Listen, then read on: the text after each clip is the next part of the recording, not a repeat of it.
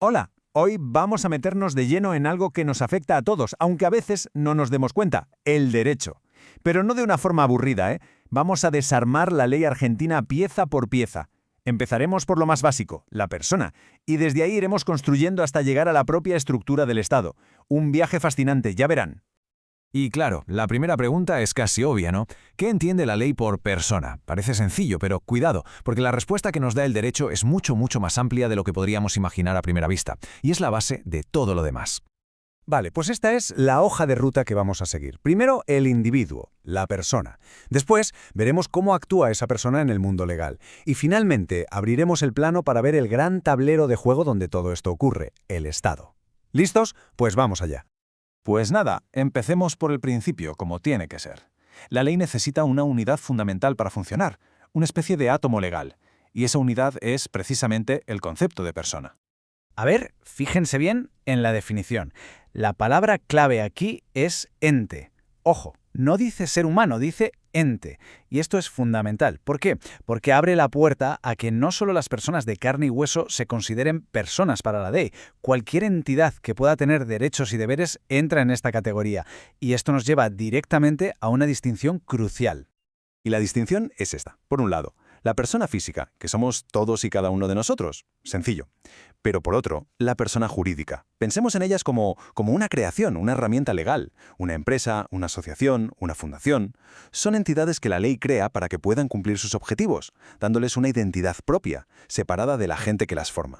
Si nos centramos en la persona física, su existencia legal es como una línea de tiempo con un principio y un final muy claros. Empieza con la concepción, momento en el que legalmente ya se pueden adquirir derechos. Eso sí, para que esos derechos se consoliden, hace falta nacer con vida. Y la línea termina con la muerte, un hecho que, como sabemos, tiene consecuencias legales enormes, como por ejemplo, abrir una herencia.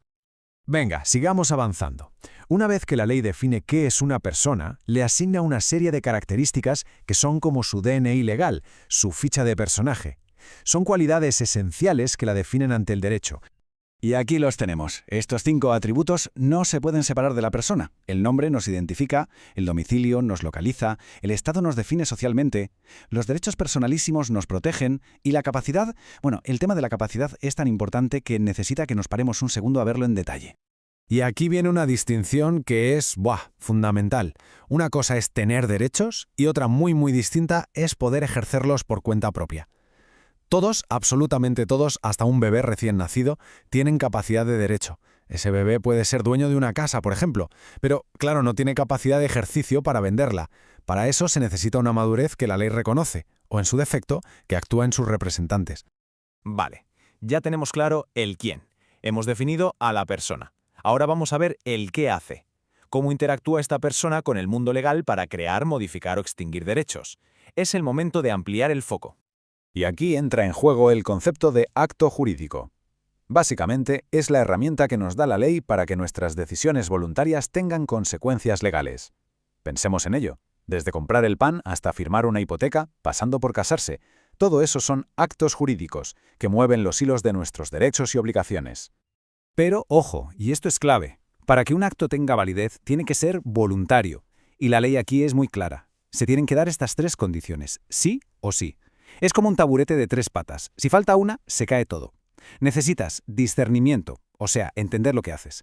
Intención, que es querer hacerlo. Y libertad, actuar sin que nadie te obligue.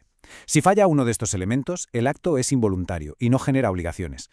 Claro, esto es la teoría, pero en la vida real, pues a veces la voluntad de una persona está, digamos, viciada, no es del todo pura.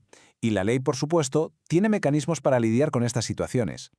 Para eso existen los llamados vicios, que son como defectos de fábrica que pueden invalidar un acto jurídico. El error, o el dolo, que es el engaño, atacan a la intención, a lo que se quería hacer. La violencia ataca directamente a la libertad. Y otros, como la simulación o el fraude, son un poco más complejos, pero la idea de fondo es la misma. Si la voluntad está viciada, un juez puede anular ese contrato o acuerdo. ¡Puf! Y legalmente es como si nunca hubiera existido. Muy bien, ya tenemos a la persona y tenemos sus acciones. Sabemos cómo funcionan y cómo pueden fallar. Pero, ¿dónde pasa todo esto? ¿Cuáles son las reglas de juego y quién las pone? Ahora sí, toca hacer el último zoom hacia afuera y ver la estructura del Estado que lo sostiene todo. Y ese tablero de juego en Argentina es federal. ¿Qué significa esto? Pues en pocas palabras, que cada provincia tiene un poder enorme para autoorganizarse. Tiene su propia constitución y su propio gobierno. Así que para entenderlo bien, vamos a centrarnos en un caso concreto, el de la provincia de Mendoza. Y la estructura de Mendoza, como la de la nación, se basa en ese principio sagrado de la democracia, la división de poderes. Es la idea de siempre. Uno que ejecuta las políticas, el poder ejecutivo.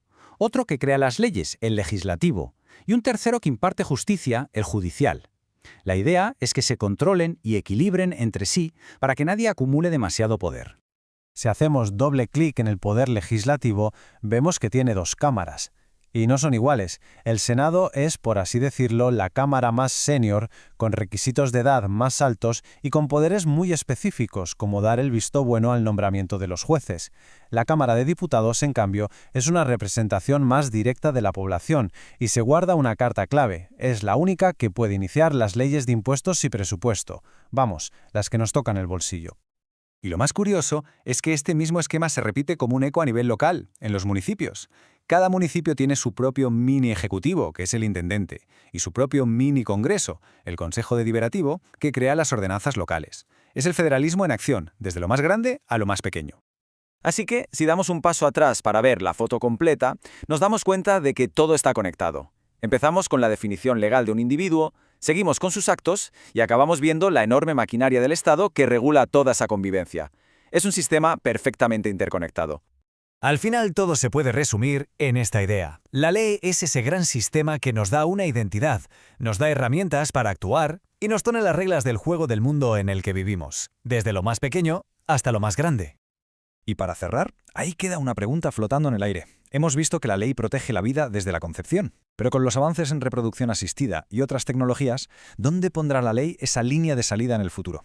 Es una cuestión fascinante que, la verdad, da para pensar bastante. ¡Hasta la próxima!